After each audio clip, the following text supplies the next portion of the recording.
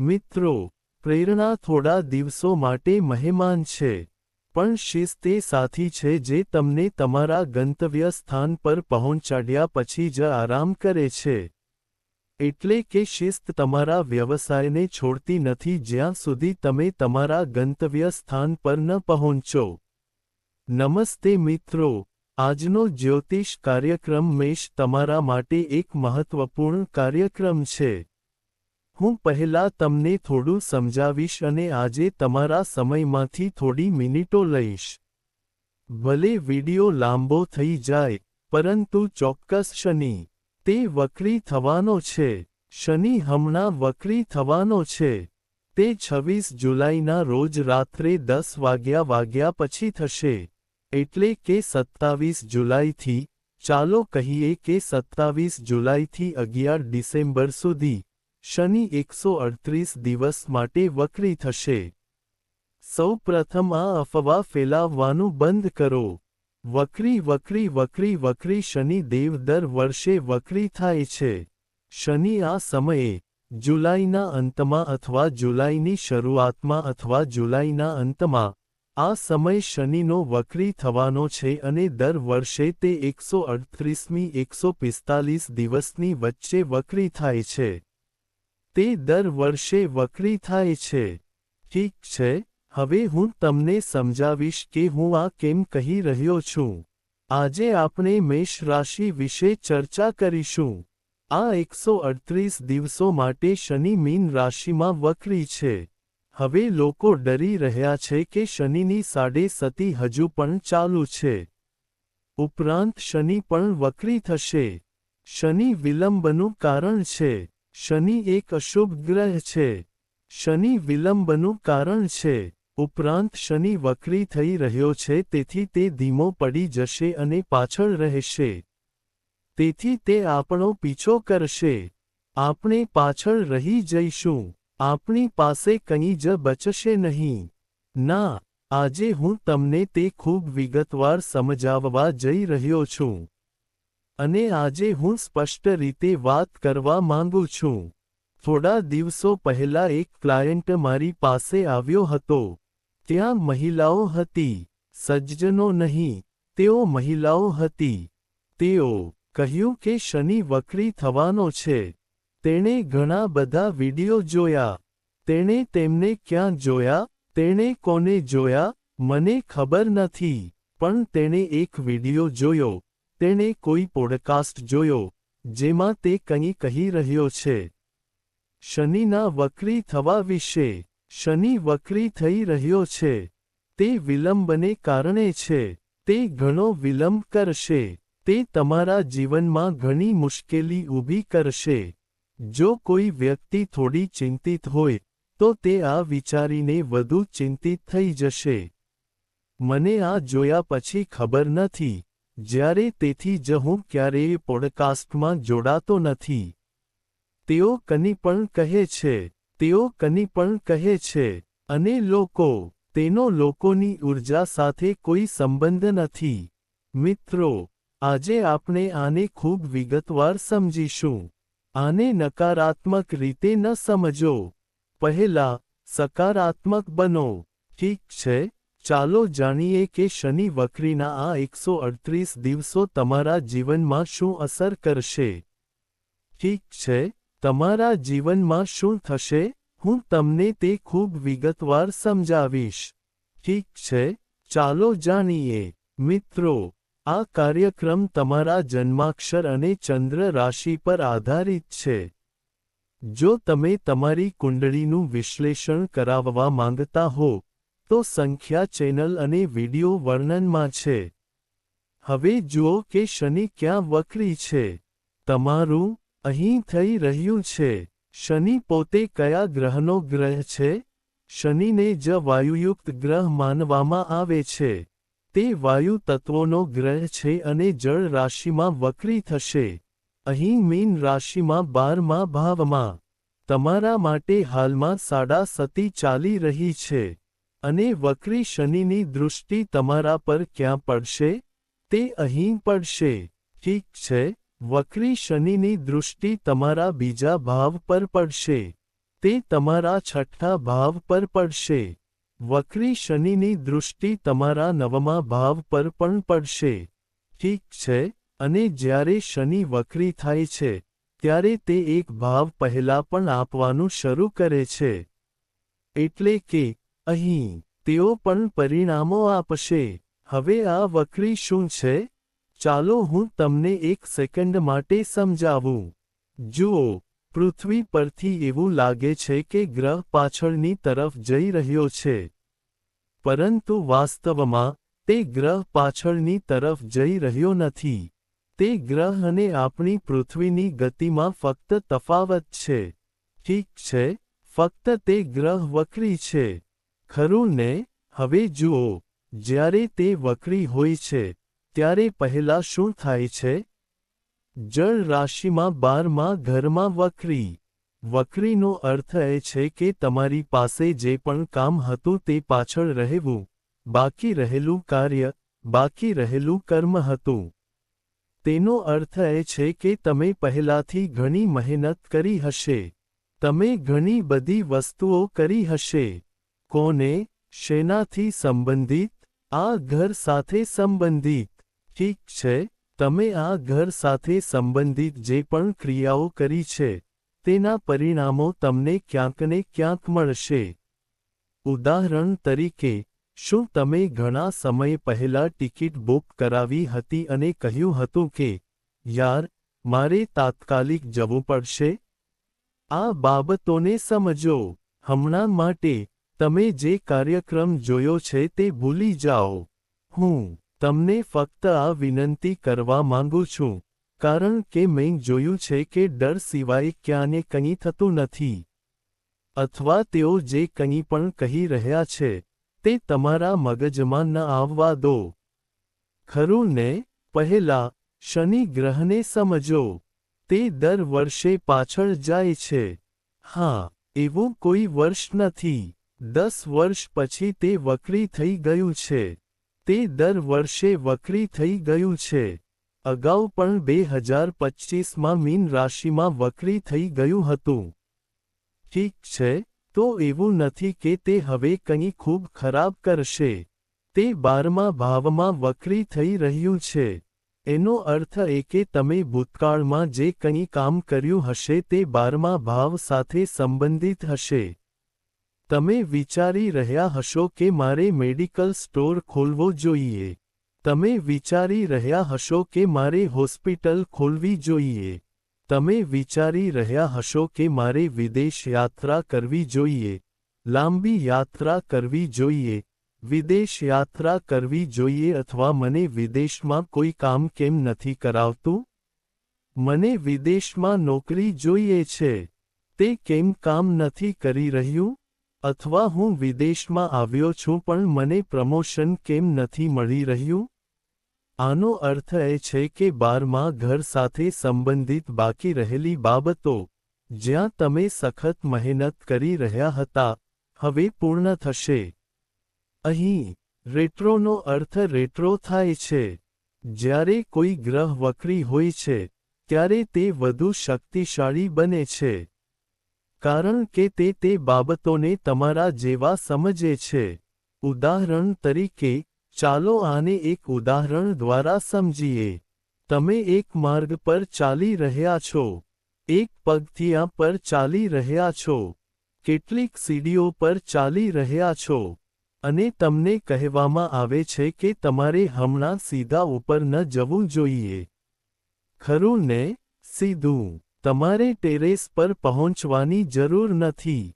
તમારે અહીં થોડો સમય રોકાવું પડશે. એક પગથિયું ઉપર જાઓ, એક પગથિયું નીચે આવો. તમારે આ કરતા રહેવું પડશે. પછી તમને ત્યાં વિગતવાર જ્ઞાન મળશે. તમે તે વસ્તુ વિશે સમજશો અથવા શીખશો. તમે સમજી શકશો. જ્યારે ગ્રહો વક્રી થાય છે ત્યારે શું થાય છે? તેઓ વિગતોમાં જાય છે. તેઓ મજબૂત બને છે. તેઓ શક્તિશાળી બને છે અને પરિણામ તે સ્થાનથી બહાર આવે છે જ્યાં પેન્ડિંગ પરિણામ હતું, જ્યાં તે વિલંબિત થઈ રહ્યું હતું. એવું નથી કે તે તમને વધુ મુશ્કેલીમાં મૂકશે. આ ખોટું છે. હવે અહીં શું છે? વિદેશી દેશો સાથે સંબંધિત બધું હમણાં જ લખો. જો આ તમને અનુકૂળ ન આવે તો. તે 138 દિવસમાં બન્યું જે વિદેશ સંબંધિત હતું.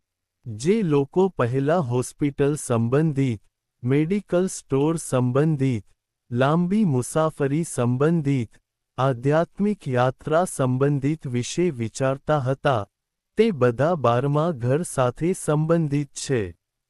આધ્યાત્મિક યાત્રા, હોસ્પિટલ અને કેટલાક કામ લાંબા સમયથી બાકી હતા. હવે તમારા ખર્ચાઓ પણ હશે. પરંતુ એ જરૂરી નથી કે તમે ખોટી વસ્તુઓ પર ખર્ચ કરો. તે કોઈપણ વસ્તુ પર તમારા ખર્ચ હોઈ શકે છે. પરંતુ તે ખર્ચાઓ હશે. ભલે તે તમારા સારા કામ પર હોય કે ખરાબ કામ પર, પરંતુ તમારા ખર્ચાઓ તો હશે જ. ખરું ને? આ સાથે, મેં કહ્યું હતું કે તમે ઘણા સમયથી પૈસા રોકી રાખ્યા હતા. તમે પૈસા બચાવી રહ્યા હતા કે દોસ્ત હું રાખીશ. હું પૈસા છોડી દઈશ. દોસ્ત હું ઘણું બચાવીશ. પણ અત્યારે તમારા ખર્ચા થશે. સારા કામમાં વધુ કરવું સારું છે. ઠીક છે, હવે દ્રષ્ટિ ક્યાં છે? બીજા ભાવમાં. 27 જુલાઈથી 11 ડિસેમ્બર સુધી પરિવારના ઘરમાં વક્રી શનિની દ્રષ્ટિ રહેશે. ઠીક છે, હું એક વાત કહીશ. પરિવારમાં થોડું ધ્યાન રાખો. ફક્ત પરિવાર સંબંધિત તમારી વાણી પર નિયંત્રણ રાખો. સંયમ રાખો કારણ કે જો શનિ વક્રી છે અને સાડાસાતી પણ ચાલી રહી છે. આ વાત બધા જાણે છે. હું ખાસ કરીને જેમની કુંડળીમાં શનિ સારો નથી તેમને કહી રહ્યો છું. હવે મને તમારા વિશે ખબર નથી. તમારો શનિ કયા ઘરમાં છે? કઈ રાશિમાં શનિ છે? તમારો લગ્ન શું છે? તમારી દશા કઈ ચાલી રહી છે? મને ખબર નથી. ખરું ને? જો શનિ તમારી કુંડળીમાં ખરાબ હશે, તો કૌટુંબિક સમસ્યાઓ થશે. જ્યારે શનિ ખરાબ હશે, તો કૌટુંબિક મુશ્કેલીઓ થશે. તે ભાઈઓ સાથે, કોઈ પણ સાથે થઈ શકે છે. મારો મતલબ એ છે કે, પણ એવું થઈ શકે છે. તેથી તમારી વાણી પર નિયંત્રણ રાખો. બીજું, તમને દાંત સંબંધિત કંઈક હોઈ શકે છે. તમને પેટ ફૂલવાની સમસ્યા હોઈ શકે છે. શું તમે ખાઓ છો કે પીઓ છો? શું તમે કોઈ ચરબી લઈ રહ્યા છો અથવા બહાર જઈને કંઈ પણ ખાઈ રહ્યા છો? તો તમારે ત્યાં થોડી કાળજી લેવી પડશે. જે ખરેખર યોગ્ય છે કારણ કે અહીં શનિની દૃષ્ટિ તમારા 6થા ભાવ પર પણ છે. અહીં 6થા ભાવ પર પણ છે અને તમારા ભાગ્ય સ્થાન પર પણ છે. જ્યારે વક્રી શનિની દૃષ્ટિ 9મા ભાવ પર પડી રહી છે અને 11મા ભાવનું પણ પરિણામ આપશે, તેનો અર્થ એ કે તમે શું કરવા માંગો છો? તમે અહીં કોઈ મોટો નિર્ણય લેવાનું વિચારશો. મેષ રાશિના મિત્ર, હવે હું થોડું કામ કરીશ અને તેમાં ઘણો સમય લાગશે.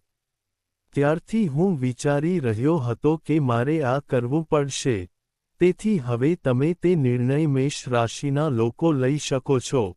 પરંતુ હું હજુ પણ કહીશ કે તે નિર્ણય ઉતાવળમાં ન લો. ફક્ત તેના વિશે થોડું વિચારો. તેને સમજો. તેને શીખો અને પછી તે લો કારણ કે 12મા ભાવમાં શનિ ક્યાં વક્રી છે. 12મું ભાવ ત્રિક ભાવ છે. 12મું ભાવ, 6થું ભાવ, 8મું ભાવ અને 12મું ભાવ સારું માનવામાં આવતું નથી અને અહીં શનિ તમારા 10મા અને 11મા ભાવના સ્વામી હોવાથી વક્રી થશે. તેનો અર્થ એ કે તમે ઉતાવળમાં કાર્ય કરશો અને શિસ્ત વિના કરશો. ખરું ને? તો તે સારું નહીં હોય. પણ શિસ્ત. તમે થોડી ધીરજથી આ કામ કરશો કારણ કે શનિને તે ગમે છે. શનિ વક્રી છે તેથી તમારે પણ થોડું વક્રી થવું જોઈએ. તમારે પણ થોડું સ્થિર થવું જોઈએ. વસ્તુઓ શીખો અને સમજો તો તમને ખૂબ સારા પરિણામો મળશે અને શિસ્ત સાથે અને શનિ અહીં 10મો સ્વામી છે અને 11મો સ્વામી પણ છે અને તે 12મા ભાવમાં વક્રી છે. તે દેખાય છે કે તમે આ 138 દિવસો માટે તમારું કાર્ય બદલી શકો છો. 138 દિવસ. હા ભાઈ, પણ હકીકત એ છે કે જ્યારે શનિ દર વર્ષે વક્રી થાય છે ત્યારે વ્યક્તિના જીવનમાં ઘણા બધા ફેરફારો આવે છે. વ્યક્તિ પોતે પોતાનામાં ઘણા બધા ફેરફારો લાવે છે. આ ગ્રહ પોતે જ ગંભીર બની ગયો છે, તેથી તે ખૂબ જ ગંભીર બની ગયો છે.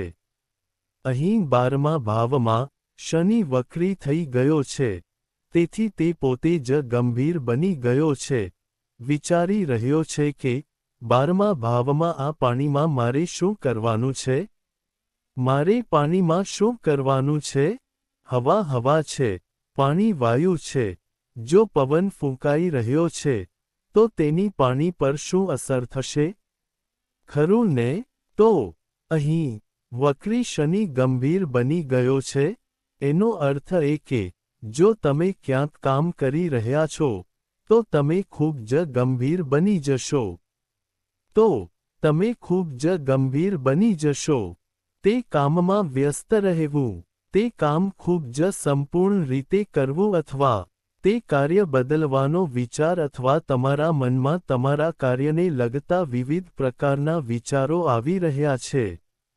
ના, હું આ કરવા માંગતો નથી. હું તે કરવા માંગુ છું. હું તે કરવા માંગુ છું. હવે આ વક્રી શનિ અને તે 7.5 ઉપર જવાબદારી પણ છે. ઉપરાંત કાર્ય સંબંધિત જવાબદારીઓનો ભાર પણ છે, કારણ કે 30 વર્ષ પછી શનિની 7.5 શરૂ થાય છે.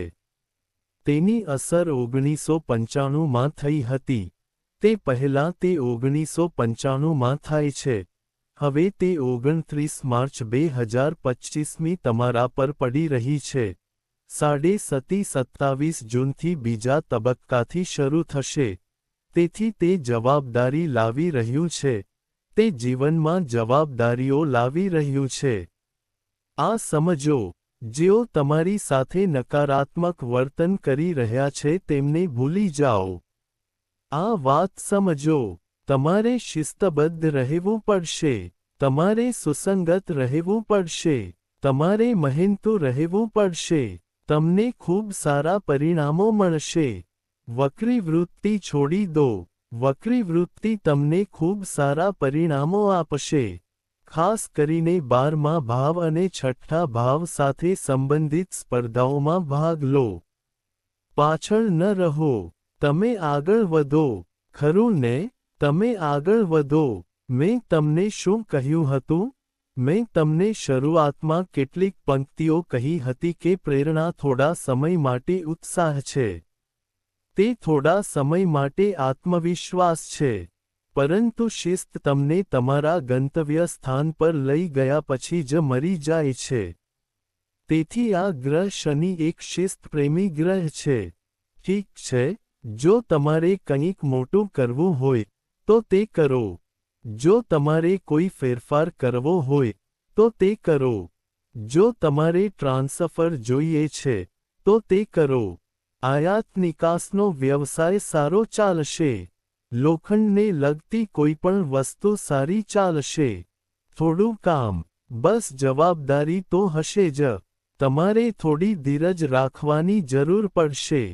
એવું નથી કે તમે ઉતાવળમાં વિચારી રહ્યા છો કે તમારું કામ એક દિવસમાં સંપૂર્ણ થઈ જશે, પણ એવું નહીં થાય. તમે વિચારી રહ્યા છો કે જો તમે અચાનક ખૂબ મોટા થઈ જાઓ, તો એવું નહીં થાય. આ સાચું છે. તમે વિચારી રહ્યા છો કે જો તમારું નસીબ ખૂબ સારું હશે, તો એવું નહીં થાય. પણ એક વાત એ છે કે ફક્ત શનિ જ વક્રી નથી, ગુરુ પણ અહીં છે. આ ઘરમાં ગુરુ પણ છે અને ગુરુ તમને ક્યાં જોઈ રહ્યો છે? તે અહીં જોઈ રહ્યો છે. ગુરુ 9મી દૃષ્ટિએ અહીંથી તમને જોઈ રહ્યો છે. તો ગુરુ પણ શનિને જોઈ રહ્યો છે. તે એક શુભ દૃષ્ટિ છે. તે પોતાના ઘર પર પણ છે. તેથી 12મું ઘર સંપૂર્ણપણે સક્રિય છે. તમે સારા કામમાં પૈસા ખર્ચ કરવાના છો. તમારા પરિવારમાં કોઈ સારા સમાચાર આવી શકે છે, જેમ કે બાળકનો જન્મ. આ બધી બાબતો બની શકે છે. પરંતુ ધ્યાનમાં રાખો કે તમારા શબ્દોનો પરિવારમાં કોઈપણ રીતે દુરુપયોગ ન થવો જોઈએ. જો એમ હોય, તો તમારે તેનું ધ્યાન રાખવું જોઈએ. ઠીક છે, અને હા, 11મું ઘર પણ પરિણામો આપશે. આનો અર્થ એ છે કે 138 દિવસમાં બઢતીની શક્યતા છે, વૃદ્ધિની શક્યતા છે, પરિવર્તનની શક્યતા છે, સરકાર કે રાજકારણમાં ઉચ્ચ પદ પર જવાની શક્યતા છે. ખરું ને? એકમાત્ર ખામી એ છે કે તમારે તમારા ગળા, દાંત, પેટ, વાણી અને સંબંધો પ્રત્યે થોડી કાળજી રાખવાની જરૂર પડશે. તમારે શું કરવું જોઈએ? શનિના બીજ મંત્રનો પાઠ કરો. ઓમ ક્ર ક્રોમ સ શનિશ્ચરાય નમઃ 108 વખત. દરરોજ હનુમાન ચાલીસાનો પાઠ કરો અને મંગળના બીજ મંત્રનો 108 વખત જાપ કરો. ઓમ ક્રમ ક્રીમ ક્રોમ સા ભૂમય નમઃ. આ સાથે, તાંબાના વાસણમાંથી ઉગતા સૂર્યને જળ અર્પણ કરો. તમને વિડિયો કેવો લાગ્યો? કૃપા કરીને તેને લાઇક કરો અને શેર કરો. મિત્રો, અમારી સાથે રહો. હર હર મહાદેવ.